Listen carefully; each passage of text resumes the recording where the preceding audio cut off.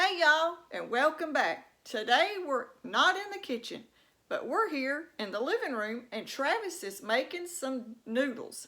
We're going to be going jug fishing for catfish pretty soon, and he's making him up some new lines for his noodles. And we're going to be using these to catch some great big catfish. We went noodling a while back and they caught some huge ones back when the boys were a little younger. This is one of our trips to Lake Oconee. We caught some real big, nice catfish on this trip. We also had a good time with all the friends, and we had a fish fry at the end. And this catfish was delicious. It's simple and easy, and it's fast to cook. It don't take no time to have dinner on the table. And they were in college, we'd have a big old cookout and have a bunch of friends down there from college. And they even had Alan's bachelor party down there. And they had a great time. So we're going to go back to Lake Oconee in Georgia. And that is one of the best lakes to catch some huge catfish, y'all. Not like that. They're big. So if you want to catch some big old catfish, you need to go to Lake Oconee in Georgia. But today, we're going to go show y'all how to get your noodles ready to go jugging. Let's get started. Today in the video, this is what he'll be using to make his lines for his noodles. He'll be using some nylon string, some big hooks for catfish, and a clip to clip your ID and your string onto your noodle. Once he gets his string made, he'll be using this to clamp his string on his noodle. And there's his weight. Right here, he is measuring out his nylon string for the 6-foot lines. He's going to be making two, some 6-foot and 12-foots. Got that little torch he burns it off with.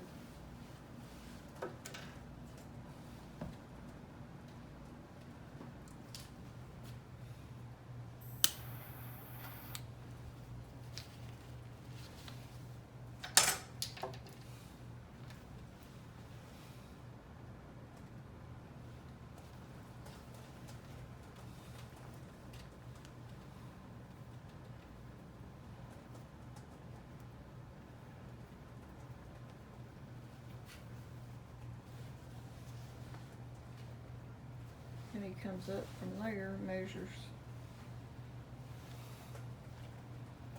and puts his little hoop for his weight.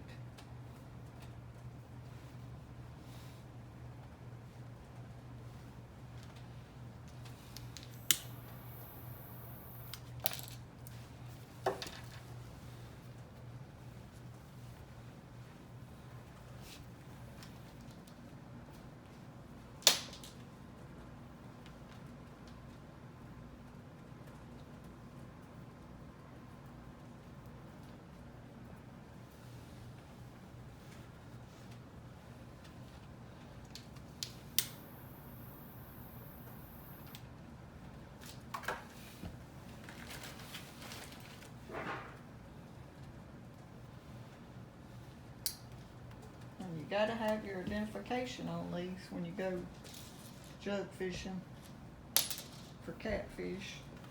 6 foot, so he's making those 6-foot lengths right there on those. The same height as him. 25. And he likes using these buckets right here to be able to keep them hanging up and organized good. And right here are his jugs. Let me get out one and show y'all how it looks. Up here at the top you've got your reflector tape, and the jug stands up like this when the fish gets it. Whenever you first put them in and they're floating in the water, they'll be long ways like this, and when a fish gets it, it'll flip up, and that reflector tape at night will show up with a flashlight. And then you've got that floater thing that helps them stay up, and it's made out of PVC pipe. If any of y'all want to make you some, that's what he made these with.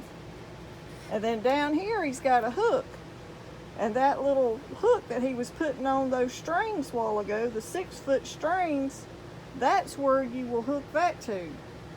And it'll have your ID on it. Plus, that hook holds on to your fishing string. So when that fish grabs it, it'll be standing like this. It'll be like this when that fish grabs it. And then when that fish gets it and takes off with it, poof, that will pop straight up and start bobbing up and down in the water. And that's how you make a jug. If any of y'all are interested in going jug fishing, this is how you do it. It's easy and simple. And then right here is his stick that we've got that he made. And you can take that thing right there when your jug is too far away from your boat to get, and you can use that right there to grab that string to pull your jug closer to the boat so you can reach out there and get it. So if you're going jug fishing, you got to have one of those too, y'all.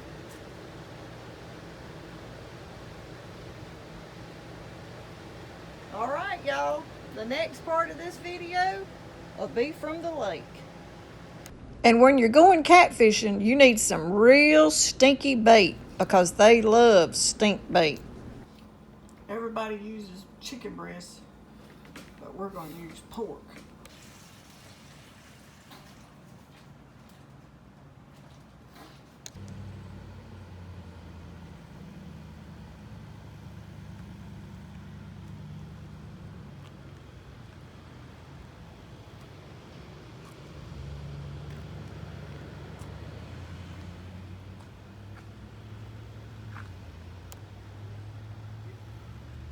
Just get them out in the water, and they were already getting bit.